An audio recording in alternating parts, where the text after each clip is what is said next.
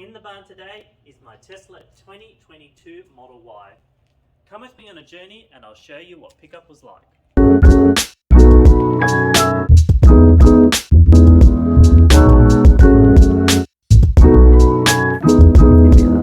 at the Tesla Center. Time to pick up the Y. Let's do it! Alright, we're walking into the Alexandria Center. Let's see Tesla delivery! Delivery check-in.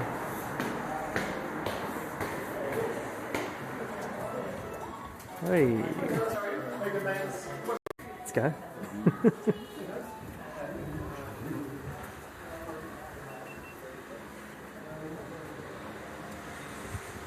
Yeah, very excited. Couldn't sleep well last night. Yeah, I took delivery as well this morning and I was the same. I was like tossing and turning on. Yeah, that's it. Yeah, yeah. Wow, it's big in here.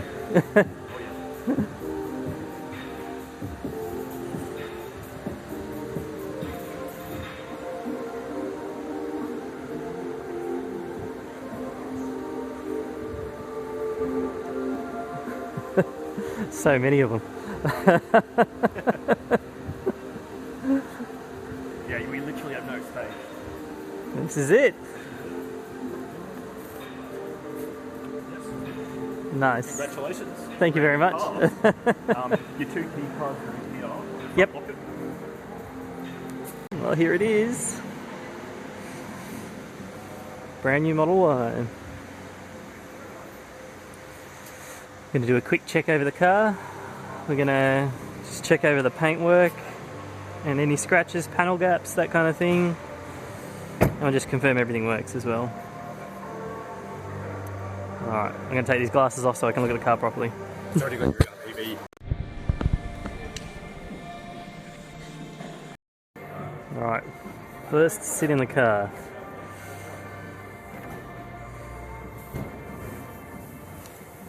Oh, it's up high. It smells like a new car. It smells like a new car, that's for sure. Very nice. Check my watt in there. Awesome.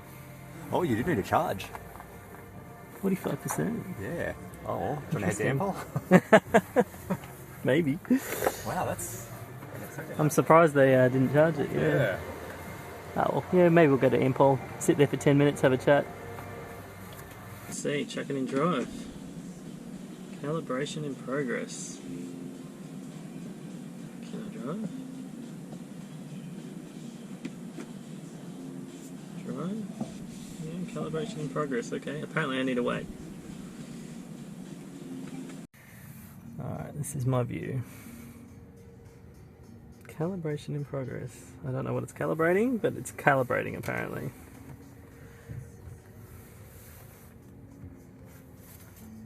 Drive. There we go. Right, I think I just need to push the accelerator. That was totally me. Alrighty. Very sensitive to the pedal. Let's go. All these Model Ys, tons of them, all white. Alright, indicators on the other side. Looks like there's some Model 3s down there.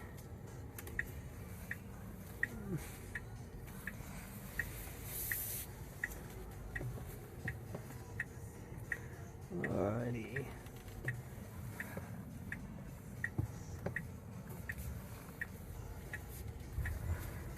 Let's go. I'm going to make Shane at the Ampol do a quick charge up because they didn't charge the car for me. Bit disappointing, but all good, not a problem. First impression so far. Yeah, feels like a Tesla. I think I'm good. Alrighty, I've got to set up my phone and stuff on here. That's one thing I didn't do. Should have set up the Bluetooth. Got a bit excited. I've got places to be today, so all good. Oh, that regen is... yeah, it's going to take some getting used to.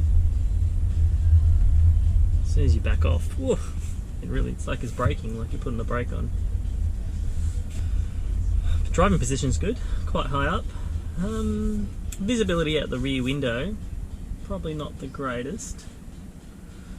It is winter and the roof is okay. So the roof at the moment is not too bad, but I suspect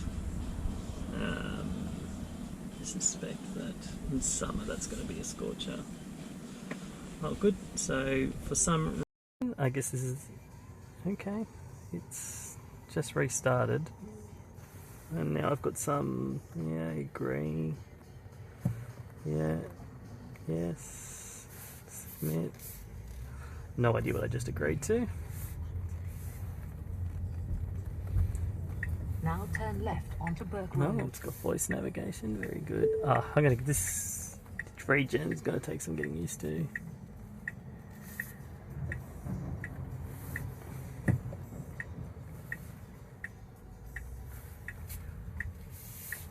Alrighty.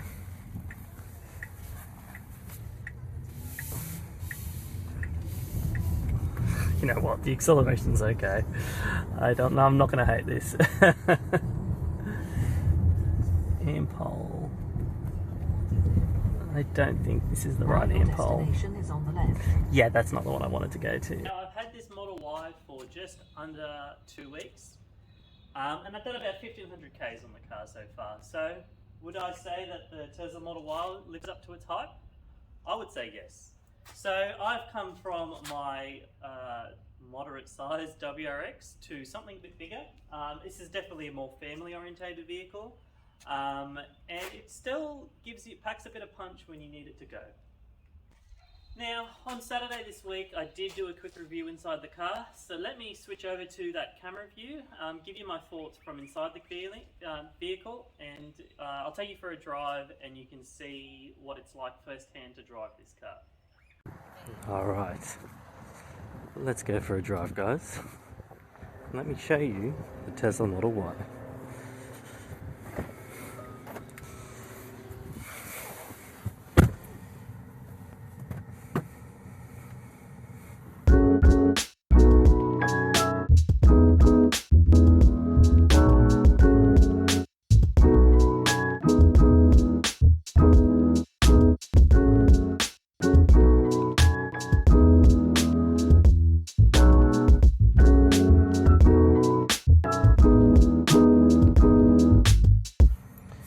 So here we are in the Tesla Model Y.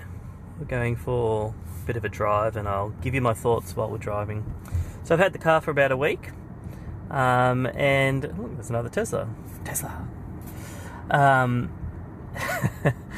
So I've had the car for a week, and yeah, it's definitely, I've gotten used to it now. I've gotten used to the regen. I've gotten used to you know, discovering like how many Ks I got left. I think when I first got the car, the only thing I was a little bit disappointed with was the car didn't come with a full charge. It's come with a 40% charge, so I was a little bit worried, wasn't sure if I was going to make it home or what the deal was. I've discovered a couple of things about the car since then, but yeah, it's got some getting used to. Acceleration is excellent. As soon as you put your foot down, it wants to go. It's definitely a driver's car. Like, you touch your foot down, you definitely get thrown back. Even on what do you call it, a regular driving. Little nuances. When I first got in the car, I wasn't sure. Obviously, I looked straight down, looking for the speedo when I drove out of the dealership, or I guess I should say the warehouse. And it was a little bit getting used to looking over here in the corner, looking for the speedo. But look, got used to it really quick. Feel of it, it's obviously very quiet. It's very comfortable. I've got all my automatic seating heats on when it gets cold, all that type of stuff. Yeah, it's a fantastic little car, or a larger car to drive, I should say. Probably my only complaint is, I don't know if you can see it through the camera, but visibility for the rear window is not fantastic. But it's not too bad. Like, I can see out the back. I've driven cars at worse, especially when you drive a ute or something and you can't see through the back window. It's nothing too bad. Visibility out of the mirrors are good. Out of the windows is good. And space in the back is always something that people always seem to be surprised with, is how much space there is in this compared to the Model 3. From the drive perspective, it drives very much like the Model 3. Acceleration is maybe not as quick as the Model 3, but I think that's only because of the weight. I think a couple of things we would have heard so far is people complaining about, well, not complaining, but saying that the torque is limited at the start, and I would agree. There's definitely nothing there till about 30 k's, but once you're there, it's once you pass the 30 k's, it definitely moves. It definitely feels like a better accelerating car. From the screen perspective, look, everything you want is there. I do miss my Android Auto. That's probably the biggest thing I miss from the Subaru coming to the Tesla. There is definitely a sense of, I would love to control my phone. I mean, it's great that you've got lots of apps and everything on here, but I still would like to have my Android Auto, be able to switch my podcasts, be able to, have Waze on here. That would be great. I mean, the phone sits down there, and if I really want, I can open Waze, but obviously not the best user experience. Coming from the UI, I like the UI. The UI is pretty self-intuitive. I thought I was going to hate not having buttons and levers and everything for the car. Turns out it's not too bad. These two buttons are software controlled, so it can do multiple things. You can adjust the steering, you can adjust the mirrors, you can do everything through the UI. Probably one of my pet hates though is that glove box. It would be nice to just be able to open it. I hate having to go to the menu here and go open glove box. As you can see at the moment, I do have it in autopilot mode. It did take some calibration before I could use it. I think it was a good 60 k's before I could use the autopilot mode. It's not perfect. I still find myself having to take control sometimes, and some frustrations when it comes to pedestrians on the side of the road or cars pulling out in front of you. I think it overreacts. I find like either it will see a pedestrian that might be a little bit too close to the sidewalk and the car will just engage the brakes, or you'll have a car pulling out that you've got plenty of room, you can make, and the car will again apply the brakes unnecessarily. Like, there was more than enough time. If it just slowed down a little bit instead of slamming the brakes on, it would have been fine. But yeah, generally it does work pretty well. Some of the collision avoidance stuff is a little bit annoying. You can change how sensitive that is in the menus, but that's been good. Yeah, it's been quite a learning curve to understand the menu. Look, once you get into it, it's pretty self-explanatory and it's easy to navigate through. But it does take a little bit of getting used to. I'm a tech person, and I have to sit there for a good half an hour and try and figure out where everything in the menu is and how everything works. It is pretty self-intuitive, but there was a little bit of getting used to it. One tip that I've definitely learnt when I first got this car is the car comes with percentage defaulted as the battery power. I found myself just not knowing what battery percentage means, how much range I have, and I find just tapping the battery icon at the top and changing it to kilometers just gives me a little bit more confidence that I have the range I need to get to where I need to get. I think when you see like a 30% or a 60%, you start to panic a little and go, oh shit, where am I going to charge? But when you flick it and you realize that translates to almost 200 Ks, it's really not that big a deal. So that's probably one hot tip I'd have for new EV owners. As I've said before, this is my first EV. I haven't had an EV before, so it has definitely been a learning experience. So what have I done to the car so far?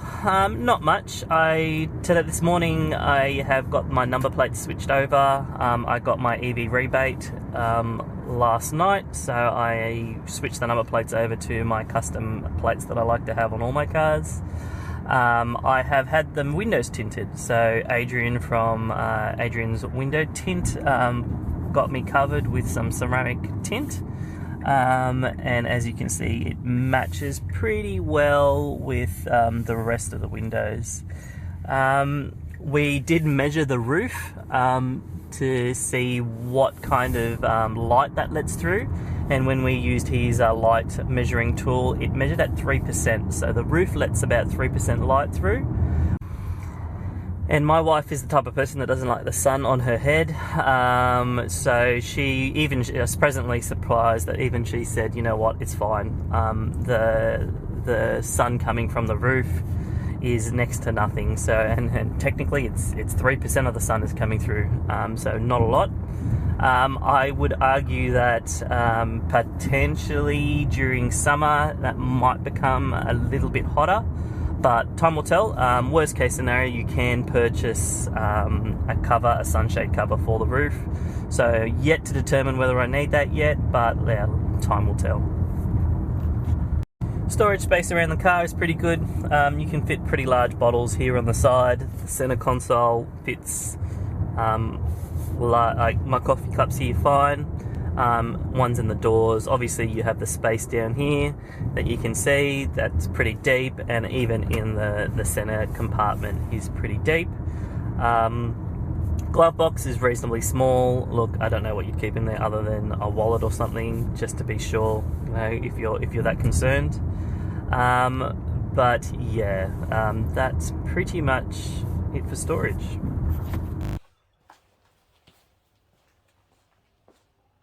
So one of the concerns for the Model Y is the boot lid opening.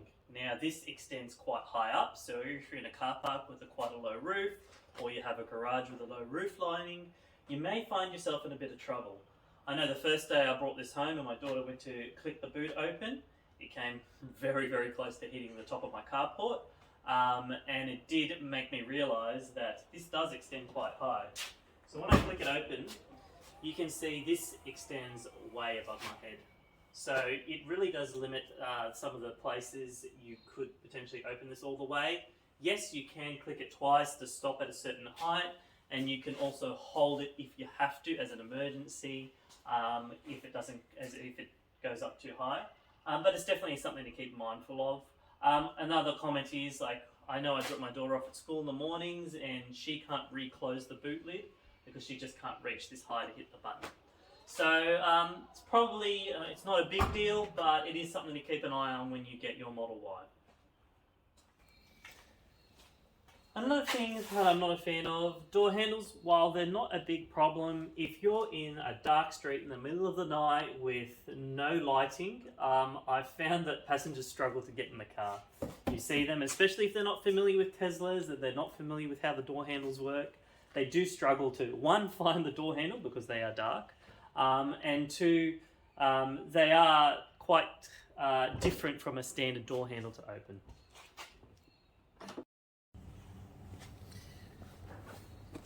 As you can see, seating position in the rear of the Model Y is quite good. This is in my standard driving position, and you can see there is plenty of knee room there. There is room to have ISO fixed seats, so if you do have a seat with a clip-in rear facing, you will have no dramas there. The seats are adjustable, you can push them and they can be electrically actuated down. They do lock in place, and as you can see, sets up quite high. If you need to put some adjustment into them, you can also lean the back seats. There are rear heated seats, so the back seats are also heated. The child seat, as you can see, fits in quite well. You would probably be fine with 3 child seats. I think I've seen some pictures and some video of people that have had 3 child seats in here fine. My addition to the Model Y has been this, because my daughter tends to kick the back of the seats and marks them up. But other than that, great driving, great position, and this will be a great family vehicle. Now, sitting in the vehicle, as you can see, driving position is quite good. You have adjustment for steering wheel up, down, side to side, in and out, so telescopic. You can see you do sit quite high. It's a lot higher than the Model 3. You can see your screen and everything perfectly fine. From the seat comfort, it's quite a comfortable seat. there's definitely no issues there. You do have up, down, and lumbar support, so it can give you some back, your bottom back. When it comes to the quality of the seats, I would say they're probably not the best quality seats. However, they're not terrible. They do tend to, I've noticed, they seem to get dirt very easy, so I'm glad I didn't get the white seats, though I think the white seats look better. I think they would mark up a lot easier than these black ones. I do note that we do have an unsealed driveway at the moment where I live, so dirt comes in and out of the car pretty easy. The pedals are one thing I have modified. I've already got pedal covers for these ones. I felt that they didn't look like the greatest quality, so they're from Amazon, is where I've bought those pedals. They fit in pretty easily, no dramas there. I've also had the front two windows tinted. They are both tinted to match the rest of the car, and you can see from the earlier shots that they match quite well. When I did do the tinting, we did note that the top window is a 3% tint, so that lets 3% of light through.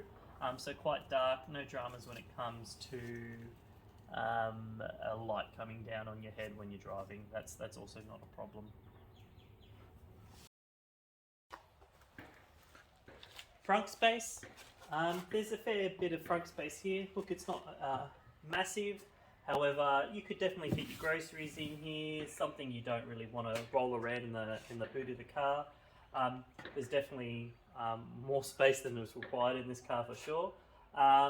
And yeah, it's been really handy having both sides. It's funny some of the looks you get when you open the front to put your groceries in, but it's very handy to have. When you're closing, the top tip is just make sure you hold your hand both sides and just a light tap down. You've got to be careful. These are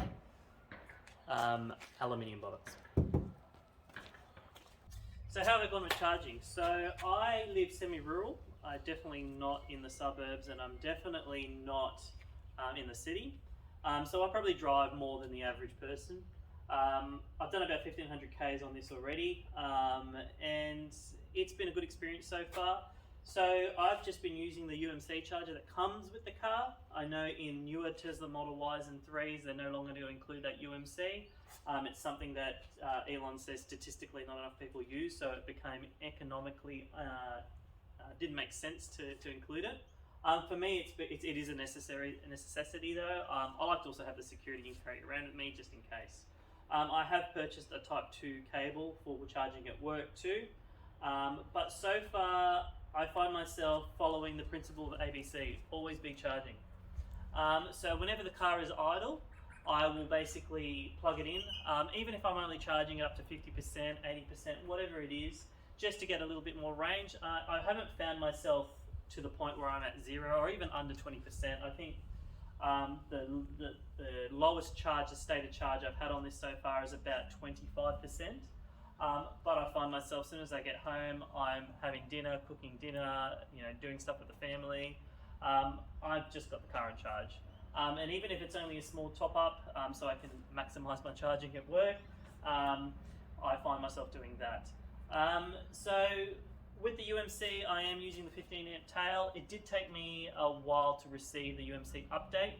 I was only getting 12 amps of charge, so that equated to about 14 kilometers an hour. I have recently got the 15 amp update, which means I can now charge at 15 amps, which equates to about 21, 22 kilometers an hour. I think I've even seen up to 24 kilometers an hour is what it adds to the pack. At work, it's a bit faster. They have a 28 amp charger that they charge off the solar at work. And I know that charges at 28 amps, which means I can get a full battery in a day.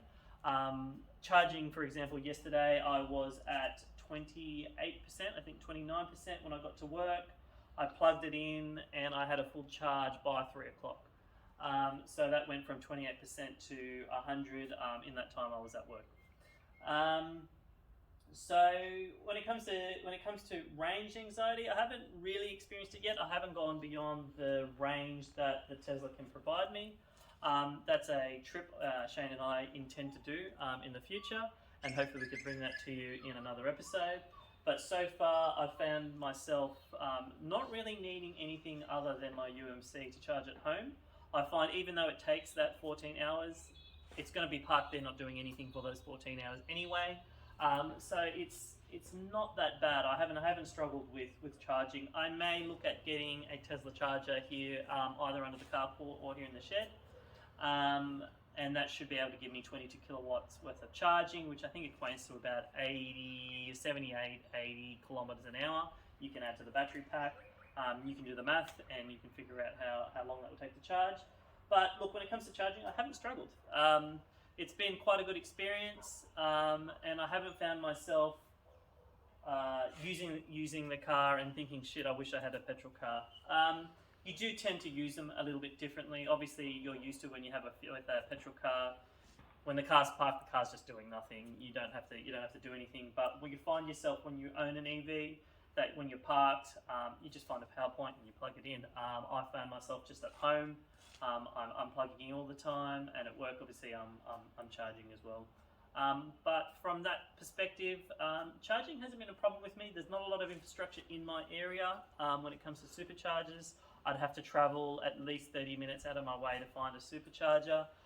But at this stage, I haven't really needed it. I find the charging at home is more than adequate. Build quality, I would say, is pretty good. I have no complaints, honestly, whatsoever. Panel gaps are good. I think the problems they've had were based on the US models that were being delivered here. But I think Tesla have sorted that out. I think the Chinese manufactured ones seem to be okay.